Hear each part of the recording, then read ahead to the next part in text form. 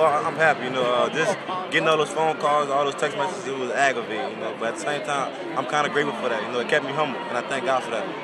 Now, I know you talked to Brandon last night about it. Was he able to tell you anything that kind of gave you a bit of different perspective? Actually, I had Brandon, scared. I'm like, Brandon, I might end up going to Minnesota State, something like that. Brandon's like, man, stop playing with me, man. I like being, as a human person overall. So I had fun with him. And the fact that you're staying in the state, I mean, obviously with St. Aug, you're going to be really close to home.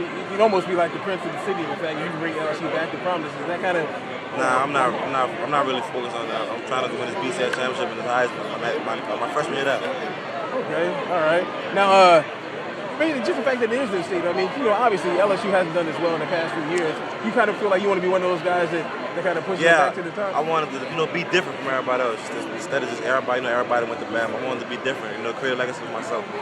And as far as I'm playing in this game, I mean, how was this for you? It was fun overall, but everybody wasn't really focusing on the game. Everybody was just anticipating on the decision they was gonna make. So I just thank God for him just choosing me in this game and me being number one player overall. Did you plan any better to score that touchdown right before you had to decide? Coach said I needed one more play, and it was a throwback pass, so I was excited. I ended it all perfect. Lastly, for me, the fact that there was like 5 guys that were choosing between a bunch of different schools and thought that they might go to LSU, and only 2 of the guys ended up going there. I guess, did that somewhat disappoint in you? Or Nah, everybody has their own path to go. So, God creates things for people, and I guess they took the route God chose for them. Actually, I do have one more. What do you discuss about football in New Orleans? I mean, because so many people that were here, from New Orleans. Oh man, football in New Orleans is great.